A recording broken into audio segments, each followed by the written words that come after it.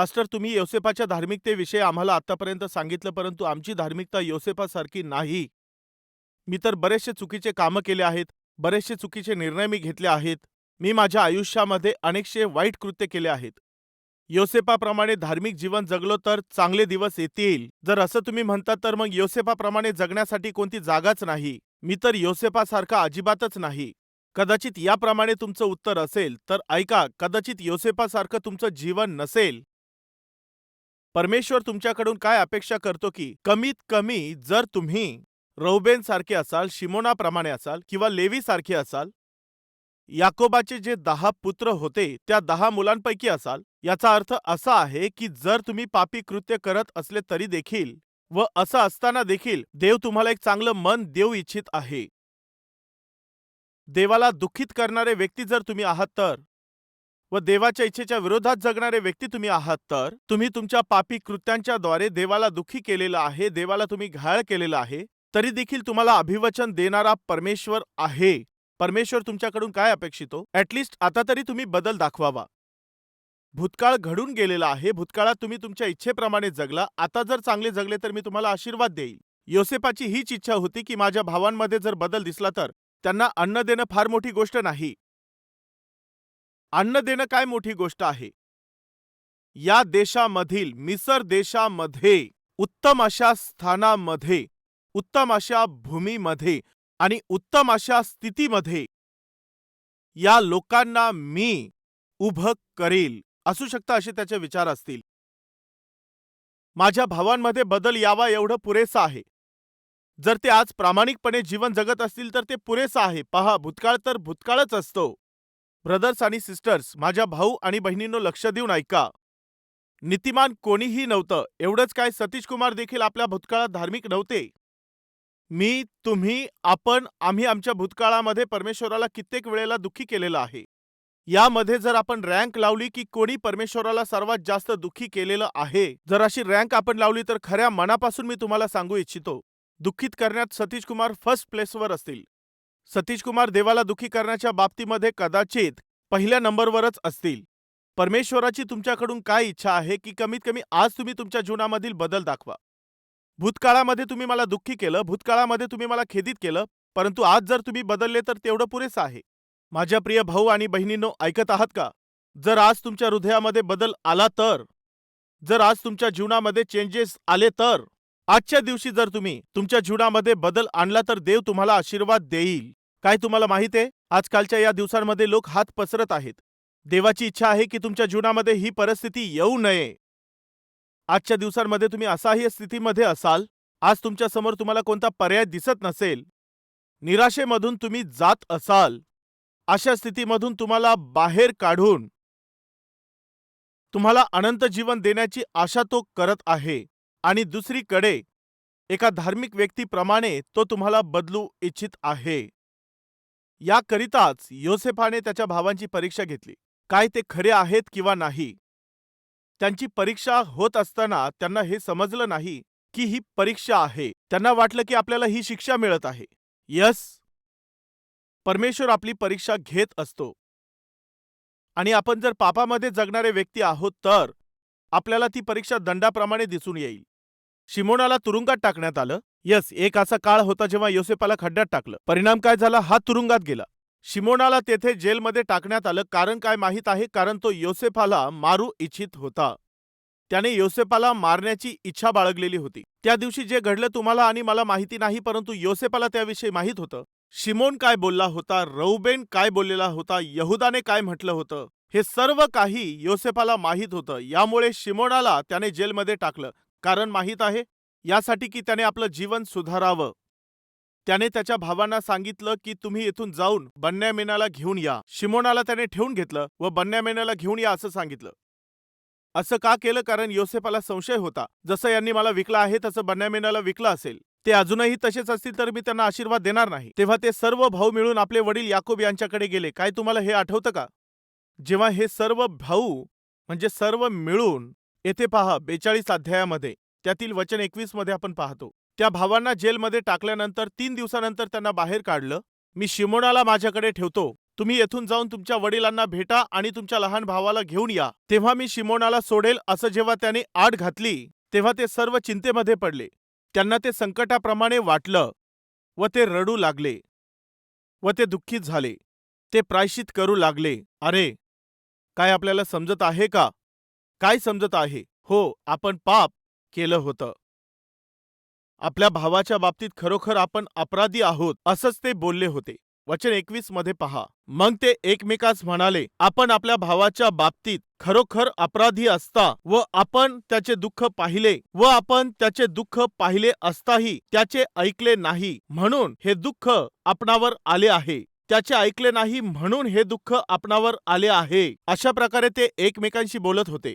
रौबेन त्यास म्हणाला, मुलास काही अपाय करू नका असे मी तुम्हाला सांगितले नव्हते काय? पण तुम्ही माझे ऐकले नाही. पहा, आता त्याच्या रक्ताचा बदला द्यावा लागत आहे. त्यांना तिथे एक गोष्ट समजून आली. काय माहित आहे? आपण जे पाप केलं होतं त्यामुळे हे घडत आहे. आपण जे पाप केलं होतं त्यामुळेच हे संकट आलं आहे. हो, मनुष्य जे पाप करत असतो त्याला निश्चितपणे त्याचे परिणाम हे एक दिवस पाहावे लागतातच. त्याने जे पाप केलेलं असतं ते पाप त्याला अवघड परिस्थितीमध्ये घेऊन जाईलच. हे एक वास्तविक आहे. यामुळे सांगतो बहिणींनो व माझ्या भावांनो, तुम्ही जे पाप करत आहात ते प्रभू समोर तुम्ही कबूल न करता ते सोडणार नाही तर ते मान्य कराल नाही तर ते श्रापामध्ये बदलेल. ते विनाश घेऊन येईल, अवघड परिस्थितीमध्ये घेऊन जाईलच. अश्रूंच्या खाईमधून ते तुम्हाला घेऊन जाईल. हे एक वास्तविक आहे. जेव्हा ते एकमेकांशी बोलत होते तेव्हा कुणीतरी बोलले, आपण जे केलं ते चुकीचं होतं. एक जण बोलला, हे खरं आहे, आपण त्याच्याशी अशा प्रकारे वागायला नको होतं. आपण जे पाप केलं त्यामुळे आपल्यावरती ही परिस्थिती आता आलेली आहे. त्या सर्वांनी जे पाप केलेलं होतं त्यासाठी जेव्हा ते सर्वजण मिळून पश्चाताप करत होते तेव्हा योसेफ त्यांच्याकडे बारकाईने पाहत होता. ते त्या ठिकाणामध्ये ज्या भाषेमध्ये बोलत होते योसेफाला ती माहिती होती.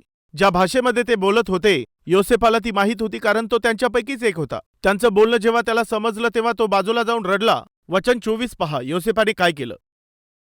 तो त्यांच्यापासून एका बाजूस जाऊन रडला. तो का रडला तुम्हाला माहिती आहे? जाऊ द्या, माझ्या भावांनी आपली चूक कबूल केली आहे. देव देखील आपल्याकडून याचीच अपेक्षा करतो. जेव्हा योसेफाच्या भावांनी त्यांची चूक समजून घेतली तेव्हा मित्रांनो, माहित आहे योसेफाने काय केलं? तो रडला. का रडला? ते तर आनंदाचे अश्रू होते.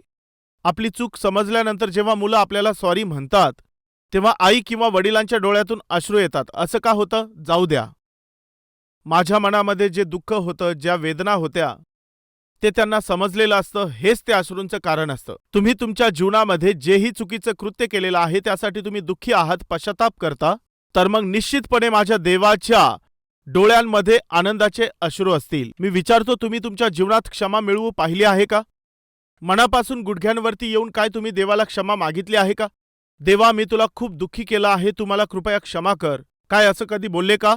ज्या दिवशी तुम्ही असं बोलाल तेव्हा बायबल असं सांगतं, ज्यांना पश्चातापाची गरज नाही अशा 99 लोकांपेक्षाही अधिक जेव्हा एक पापी व्यक्ती खऱ्या अर्थाने पश्चाताप करतो तेव्हा स्वर्गामध्ये आनंद होत असतो. मी विचारत आहे, काय तुमच्यामुळे कधी स्वर्गामध्ये आनंद झाला आहे का? प्रभू येशू ख्रिस्त तुमच्यामुळे कधी आनंदित झालेला आहे का? तुम्ही तुमच्या पापाचं प्रायश्चित केलं यामुळे व त्याचं राज्य आणि त्याची धार्मिकता शोधत असल्याने परमेश्वराला आनंद करता आला आहे का? असा विचार करून पहा. जेव्हा केव्हा तुम्ही प्रायश्चित करता तेव्हा ऐका माझ्या मित्रांनो, देवाचं मन भरून येत असतं. योसेफ म्हणत आहे, माझे भाऊ जितके त्यांच्याकडे पैसे होते ते घेऊन इथे धान्य खरेदी करण्यासाठी आलेत. माझ्या भावांकडून मी धान्याचे पैसे कसे घेऊ शकतो? असं म्हणून त्याने काय केलं? त्यांना जेवढं धान्य पाहिजे होतं, जेवढं अन्न पाहिजे होतं ते सर्व त्या गोण्यांमध्ये भरून त्याने त्यांना परत पाठवलं. जे पैसे आणले होते ते देखील त्याने त्यांना परत दिले, आशीर्वाद दिला. त्यांनी मेहनत करून आणलेले जे पैसे होते त्यापैकी काही एक न घेता, त्यातून काहीच न घेता त्यांना ते परत दिले. त्यांच्याच गोण्यांमध्ये ते पैसे ठेवून त्यांना परत देऊन टाकले. हे कधी घडलं? जेव्हा त्यांच्यात बदल झाला. हे कधी घडलं? जेव्हा त्यांनी पश्चाताप केला. जर आपण बारकाईने पाहिलं तर दुसऱ्या वचनामध्ये त्यांनी प्रायश्चित केलं. वचन 25 मध्ये पहा, इथे त्यांच्या गोण्यांमध्ये त्याने त्यांचा पैसा ठेवून त्यांना आशीर्वाद देऊन पाठवून दिलं. माझ्या भाऊ आणि बहिणींनो, ऐकत आहात का? जर माझ्या जीवनामध्ये प्रायश्चित असेल तर तुमच्या घरामध्येच परमेश्वर आशीर्वाद ठेवील. जर तुमच्या जीवनामध्ये पश्चाताप असेल तर परमेश्वर तुमच्या व्यवसायात तुम्हाला आशीर्वाद देईल. तुमच्या प्रवासामध्ये तुम्हाला आशीर्वादित करेल. तुमच्या कामांमध्ये तो तुम्हाला आशीर्वाद देईल. तुमच्या प्रयत्नांना तो आशीर्वाद देईल. तुमच्या प्रार्थनांना तो आशीर्वादित करेल. हे एक वास्तविक आहे. कधी करेल? 20 किंवा 50 वर्षांनी नाही, तर त्याची कृपा, त्याची दया तो या जीवनामध्ये ज्या दिवशी तुम्ही प्रायश्चित कराल त्या दिवसापासून तो त्याची कृपा तुम्हाला दाखवेल. परंतु ह्या लोकांनी तर योसेफाला चुकीचं समजलं. त्यांनी त्यांच्या गोण्यांमध्ये धान्याबरोबर पैसे पाहिले तेव्हा ते घाबरले. याकोब देखील घाबरून गेला, त्याचे भाऊ देखील घाबरले, सर्व घाबरले. माहितीये याचं कारण काय होतं? जे पाप केलं होतं त्या पापाने देवाने दिलेले आशीर्वाद त्यांना दिसू दिले नाहीत. ते ती गोष्ट समजू शकले नाहीत, ते स्वीकारू शकले नाही. याकोब तर इतका घाबरून गेला होता की, अरे तुम्ही हे काय केलेलं आहे? मी तुम्हाला धान्य खरेदी करण्यासाठी पाठवलं, तुम्ही धान्य विकत घेऊन परत आला हे ठीक आहे, परंतु पैसे देखील परत घेऊन आलात. तुम्ही निश्चित फसवलेलं असेल, तुम्ही निश्चित अन्याय केलेला असेल, कदाचित त्यांना ठकवलेलं असेल, अशी भीती याकोबाला बसली. का? कारण हे लोक चांगले नव्हते. याकोबाने कधीच त्याच्या मुलांना जवळ घेतले नाही, त्यांच्यावर विश्वास ठेवला नाही. कारण माहितीये, ते कधीच प्रामाणिकपणे जीवन जगले नव्हते. परंतु केवळ योसेफानेच त्याच्या भावांकरिता असे चांगले विचार ठेवलेले होते. तुम्ही विश्वासू व्यक्ती नाहीत, तुम्ही चांगले व्यक्ती नाहीत. कदाचित तुमचे आई वडील विश्वास ठेवत नसतील, परंतु ऐका माझ्या भाऊ बहिणींनो, परमेश्वर तुमच्यासाठी उत्तम असे विचार बाळगत असतो. तुमच्यामध्ये बदल आला तर पुरेसा आहे, देव तुम्हाला आशीर्वाद देईल. त्या गोण्यांमध्ये पैसे टाकून त्याने त्यांना ते परत दिले. शिमोनाला त्या ठिकाणामध्ये त्याने थांबवलं आणि सांगितलं, बेन्यामीनाला घेऊन या. हे सर्व काही योग्य होतं, परंतु याकोबाला ही गोष्ट योग्य वाटली नाही. तेव्हा तो अगदी रडू लागला. योसेफ मरून गेलेला आहे, शिमोन देखील नाही, आणि आता बेन्यामीनाला देखील घेऊन जाता. तुम्ही मला अनाथ करू पाहत आहात का? याकोब रडत होता. आपल्यामध्ये कुणी असे आहेत का? मी एकटाच राहिलेलो आहे. मुलगा निघून गेला आहे, मुलगी निघून गेलेली आहे, पती निघून गेले आहे, पत्नी निघून गेली आहे, नोकरी गेलेली आहे, व्यवसायात नुकसान झालेलं आहे. ज्यांच्यावर मी आशा ठेवलेली होती त्या सर्व लोकांनी माझी फसवणूक करून मला एकटं सोडून येथून निघून गेलेले आहेत. आणि जर घाबरून तुम्ही असे दुःख करत आहात तर ऐका, जर आज तुम्ही केवळ प्रभू येशू ख्रिस्ताला आपला तारणारा म्हणून स्वीकारता, तर परमेश्वराच्या प्रीतीचा स्वीकार करणारे तुम्ही व्यक्ती आहात, तर लक्ष देऊन ऐका. जे काही तुम्हाला आज अशक्य वाटत आहे, परमेश्वर त्याला आशीर्वादित रूपामध्ये बदलून टाकील. परमेश्वर त्यासाठी परवानगी देईल, हे एक वास्तविक आहे. त्याचे भाऊ यामुळे घाबरून गेलेले होते की भूतकाळामध्ये जे पाप केलेलं होतं त्यामुळेच हे सर्व आपल्यावर आलेलं आहे. यामुळे ते आशीर्वादांनाही परवानगी देत नव्हते. आज तुम्ही यामुळे आशीर्वादाचा अनुभव घेऊ शकत नाही. कदाचित तुमच्याकडे नोकरी असेल, परंतु तुम्ही आनंदात नसाल. देवाने संततीचा आशीर्वाद दिला आहे, परंतु आनंद घेऊ शकत नाहीत. देवाने आरोग्य दिलेलं आहे, परंतु आनंदात नाही. व्यवसाय दिला आहे, परंतु तो चालत नाही. घर दिलेलं आहे, परंतु त्यात शांती नाही. जे काही खायचं आहे ते देखील, ते पचवण्याची ताकद परमेश्वराने तुम्हाला दिलेली आहे, परंतु खाण्याची कोणतीही इच्छा राहिलेली नाही. परमेश्वराने तुम्हाला बरंच काही दिलेलं आहे, परंतु तुम्ही त्याचा उपभोग घेऊ शकत नाही. याच्या पाठीमागचं कारण माहितीये? तुमचं पाप. आपले पाप कबूल करा आणि तुम्ही ते सोडून द्या. आज देवाने तुम्हाला आशीर्वाद दिलेले आहेत, त्याचा आनंद तुम्ही घेऊ शकत नाही, हे एक वास्तविक आहे. पहा, 10 भाऊ होते, आशीर्वाद प्राप्त करून ते चाललेले होते, परंतु त्याचा आनंद ते घेऊ शकत नव्हते. काय ही स्थिती तुमच्या जीवनात आहे का? रौबेन येऊन अशा प्रकारे बोलत आहे, तुम्ही 1 मिनिट माझं ऐका. माझ्या बरोबर बेन्यामीनाला तुम्ही पाठवा. मी जाऊन त्यांच्याशी बोलून मी परत याला घेऊन येईल. जर मी याला परत घेऊन आलो नाही तर तुम्ही माझ्या दोन्ही पुत्रांना मारून टाका. तुम्हाला कसं वाटतं सांगा? जीवन एवढं स्वस्त आहे का? रौबेन किती चांगला सल्ला देत आहे पहा. बाबा, बेन्यामीनाला माझ्याबरोबर तुम्ही पाठवा. मी जाऊन शिमोनाला आणि बेन्यामीनाला परत आणलं नाही तर तुम्ही माझ्या दोनही मुलांना मारून टाकू शकता. साधारणपणे जर तुम्ही वाचलं तर ते विचार तुम्हाला कदाचित चांगले दिसून येतील. बेन्यामीनाला घेऊन जाण्याकरिता तो त्याच्या दोनही मुलांना देण्यासाठी तयार झाला. लक्ष देऊन ऐका. याकोब त्याचा मुलगा बेन्यामीन याच्यावरती किती प्रेम करत होता. त्याच्या नजरेच्या समोरून मी बेन्यामीनाला जाऊ देणार नाही, मी त्याला सोडणार नाही, अशा प्रकारे बोलत आहे. तेव्हा रौबेन काय बोलत होता माहितीये? तुम्हाला वाटत असेल तर तुम्ही माझ्या दोनही मुलांना मारून टाका. याला काही अर्थ आहे का? यात काही ज्ञान आहे का? एका व्यक्तीसाठी आपल्या दोनही मुलांना गमवायला तयार आहे. सामान्यपणे पाहिलं तर आपल्याला तो एक चांगला सल्ला दिसून येतो, परंतु तो चांगला सल्ला नव्हता, मूर्खपणाचा सल्ला होता. तुमच्या एका मुलासाठी मी माझ्या 2 मुलांचं बलिदान करायला तयार आहे. साधारणपणे सैतान देखील असंच करत असतो. ते दिसायला तर चांगलं दिसत आहे, परंतु त्याच्यात वाईट दडलेलं आहे. त्या घरात रौबेनाच्या बोलण्याला काहीच अर्थ नव्हता. काय याकोबाने ते ऐकलं का? कोणीही त्याकडे लक्ष दिलं नाही. रौबेन काय बोलत होता? बन्यामीनाला मला घेऊन जाऊ द्या, पाहिजे तर तुम्ही माझ्या दोनही मुलांना मारून टाकू शकता. माहितीये याचा अर्थ काय होता? रौबेनाच्या बोलण्याकडे कोणीही लक्ष देत नव्हतं. मोठा मुलगा होता, परंतु त्याच्या बोलण्याला काहीच महत्व नव्हतं. कारण माहितीये त्या दिवशी देखील, कोणत्या दिवशी? योसेफाला विकलं त्या दिवशी.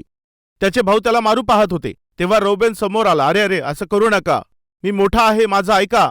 अरे तुम्ही थांबा, तुम्ही योसेफाला मारायचं असं म्हणत आहात, असं करू नका, असं वाईट कृत्य करू नका, असं त्याने म्हटलं. वचन 22 आणि वचन 23 मध्ये पहा.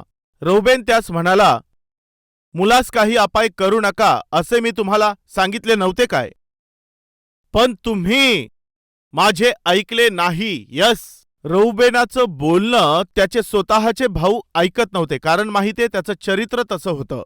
आजकालच्या दिवसांमध्ये अगदी असंच घडत आहे. बरेचसे असे मोठे भाऊ किंवा बहिणी आहेत किंवा आई वडिलांमध्ये काय घडत आहे? आमचा मुलगा आमचं ऐकत नाही, मुलगा माझं बोलणं ऐकत नाही, मुलगी माझं बोलण्याकडे लक्ष देत नाही, लहान बहीण लहान भाऊ आमचं ऐकत नाहीत. त्यांनी तुमचं ऐकावं यासाठी तुमचं जीवन देखील चांगलं पाहिजे ना? वडिलांनो, तुम्ही ऐकत आहात ना? तुमचा मुलगा जर तुमचं बोलणं ऐकत नसेल, तर तुमची मुलगी जर तुमच्या विरोधात चाललेली असेल, तर मग त्याच्या मागचं महत्त्वपूर्ण कारण हे आहे की तुमची आत्मिकता व्यवस्थित नाही. तुम्ही व्यवस्थित नाहीत, तुमची आत्मिकता चांगली नसेल, तुमचं बोलणं चांगलं नसेल, तुमच्या वागण्याची पद्धत चांगली नसेल, तुमचं वागणं व तुमच्या प्रार्थनेचं जीवन चांगलं नसेल, तर मग तुमचे मुले कसं तुमचं ऐकतील? जेव्हा रौबेन त्याच्या भावाला वाचविण्याचा प्रयत्न करत होता काय, तेव्हा इतर भावांनी त्याचं ऐकलं नाही? ऐकलं का नाही? कारण रौबेनाला चरित्र कुठं होतं? त्याच्या बोलण्याला किंमत कुठे होती? घरातले लोकच त्याच्या बोलण्याकडे लक्ष देत नव्हते. कित्येकदा पती पत्नीच्या बोलण्याकडे लक्ष देत नाही, पत्नी पतीच्या बोलण्याकडे देत नाही, किंवा मुलं बापाच्या बोलण्याकडे लक्ष देत नाही. कारण काय माहितीये? तो तर एक दारुडा असतो. दारुड्या पतीचं बोलणं पत्नी ऐकेल का?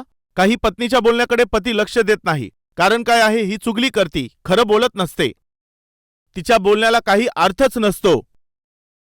पती असू शकतो, पत्नी असू शकतो, आई किंवा वडील मग असू शकतात. तुमच्या जीवनामध्ये जर तुम्हाला महत्व नाही, तर असं जीवन जगण्याचा तुम्ही प्रयत्न करा की तुमचे मुलं तुमचं बोलणं ऐकतील. यावर विचार करून पहा.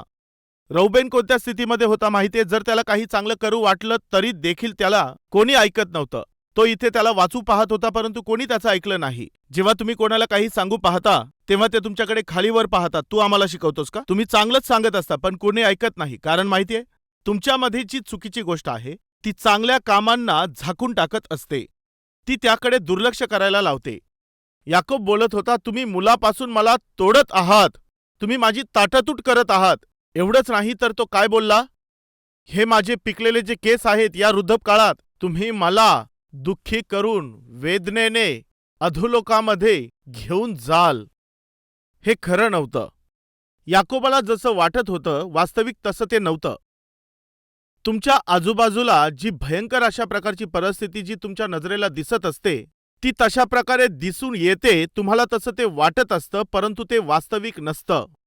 परमेश्वराने आपल्या महान ज्ञानाने सर्वांना एकत्रित करून याकोबासाठी, याकोबाच्या कुटुंबासाठी कधीही न संपणारे अशा प्रकारचे आशीर्वाद योसेफाच्या द्वारे परमेश्वर तयार करत होता. शिमोनाला तिथे ठेवल्यानंतर बन्यामीनाला इकडे घेऊन याचं कारण माहीत आहे तुम्हाला? जर यांच्यात खरोखर बदल झालेला असेल, तर या सर्व लोकांसाठी मिसर देशामध्ये तिथे धान्य आहे, इथे समृद्धी आहे असं जे त्यांना वाटत आहे, त्याच या मिसर देशामध्ये सर्वात उत्तम अशी जी जागा आहे, सर्वात उत्तम स्थानामध्ये मी त्यांना राहू देईल.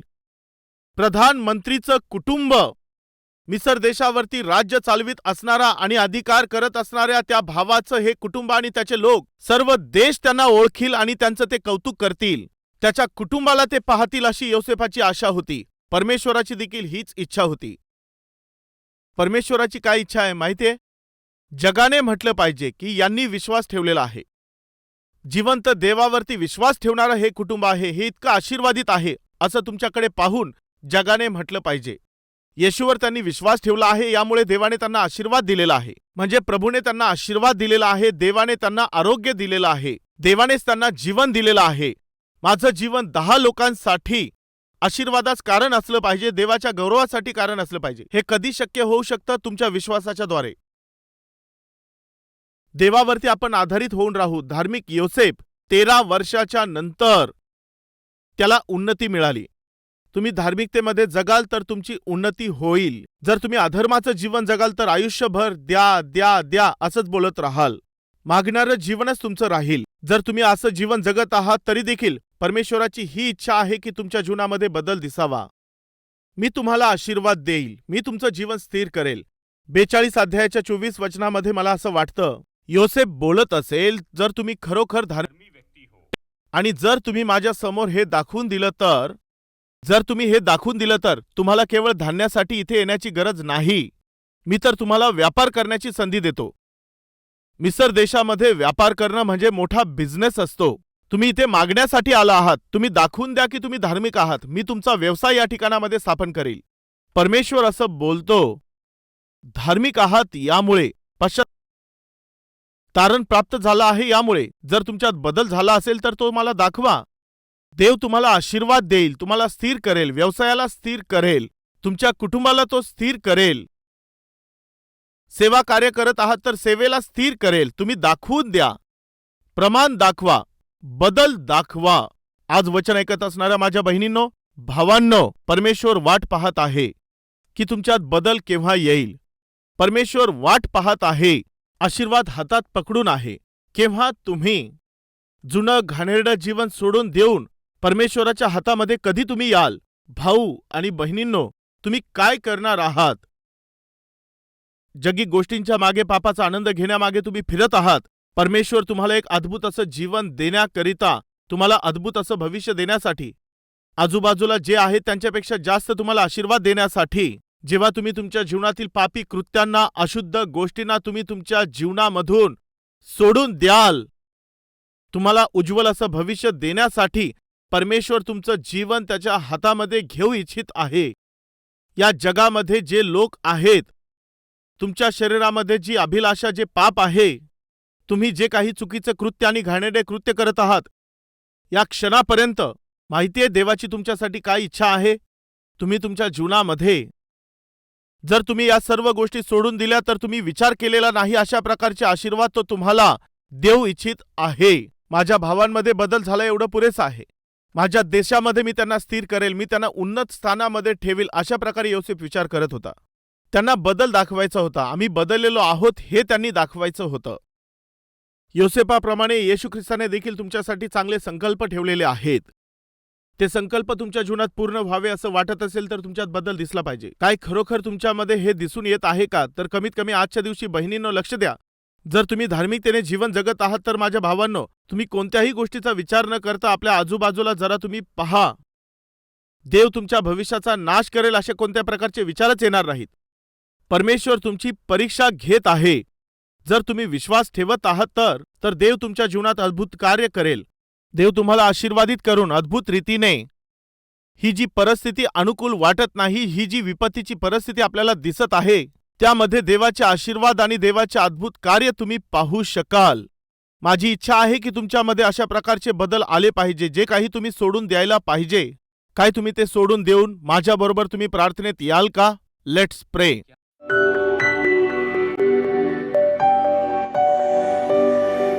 महान पवित्र परमेश्वर बापा, तू सरळपणे आमच्याबरोबर बोललेला आहेस. योसेफ त्याच्या जीवनामध्ये आशीर्वादित झाला, उच्च स्थानामध्ये पोहोचला. याचं कारण होतं तो धार्मिक जीवन जगत होता. परंतु सूड घेणारे, द्वेष करणारे, मत्सर बाळगणारे, त्याला विकून टाकणारे, ते जिथे होते तसेच ते राहिले. याकोबाच्या इतर पुत्रांप्रमाणे आम्ही जगू नये. योसेफाप्रमाणे आम्ही फलद्रूप झालो पाहिजे, आशीर्वादित झालो पाहिजे, इतरांना आशीर्वाद दिले पाहिजे. असा अनुग्रह तू आमच्यावरती कर. योसेफाची इच्छा होती की त्याच्या भावांमध्ये बदल यावा. देवा, तुझी ही इच्छा आहे की आमच्यामध्ये बदल यावा. जर तुला आमच्या जीवनामध्ये बदल दिसेल तर निश्चितपणे आम्ही तुझे आशीर्वाद प्राप्त करून इतरांना ते आशीर्वाद देणारे आम्ही बनू.